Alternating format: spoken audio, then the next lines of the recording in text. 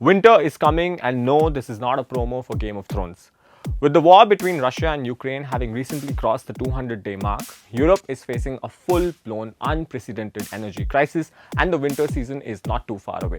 Countries in the European Union and the United Kingdom are confronting surging energy prices for households and companies. For instance, energy bills in the United Kingdom, according to the country's energy regulator, are expected to spike by 80% this winter.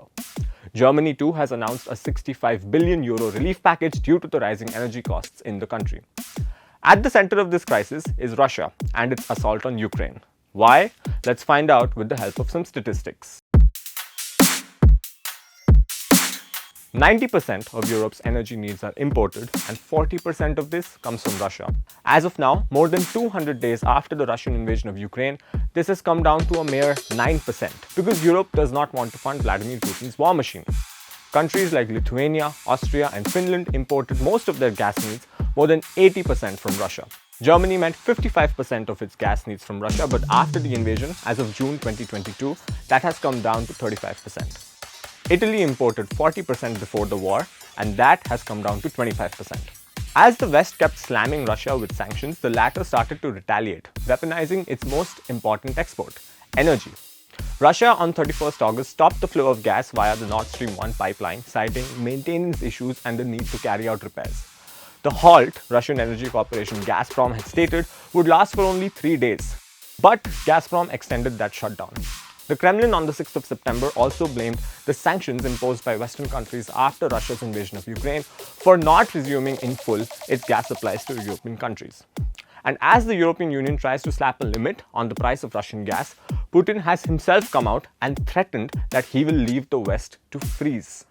The Russian gas threat, therefore, forced the European Union to fill up its storage sites to an 80% target by the 1st of November, which is when the European heating season begins. They reached this deadline ahead of time, and Europe seems to have done a decent job given that storage sites were just about 56% full by 25th of June. Countries like Poland and the United Kingdom have reached 99.15% and 100% gas storage respectively. Germany, which wanted to hit 85% storage by October, is also running ahead of schedule with 88% storage at the moment. France is at 94% and so is Denmark. But the elephant in the room is Ukraine. Gas consumption in Ukraine has plummeted by 40% and the country's storage is barely at 30% capacity. But the energy minister did say 2 weeks ago that the Volodymyr Zelensky-led government should manage its goal of building 19 billion cubic meters of natural gas reserves for the upcoming winter. Ukraine stopped buying Russian gas in November 2015, 1 year after the annexation of Crimea, to reduce its dependence on Russian gas and start relying more on traders in Poland and Hungary.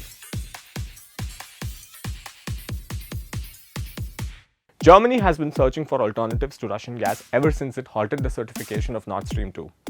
It could turn towards Britain, Denmark, Norway, and the Netherlands.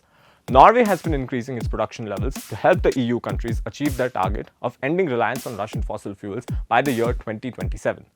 And then there is liquefied natural gas. The United States has said that it can provide 15 billion cubic meters of LNG to the EU this year. That is still far less than Russia's 155 billion cubic meter supply from last year. The problem here is that an increase in supply of LNG to Europe would result in a reduction of LNG supply elsewhere until production increases, because constructing a new production facility for LNG takes time. It takes about 2 years. Reducing consumption is something that Europe has to bank on. The EU has agreed to cut gas consumption by 15%. At the same time, it has to manage the prices as well. Newly appointed British Prime Minister Liz Truss has set out plans to freeze energy bills at an average of £2,500 a year for 2 years to support homes and businesses.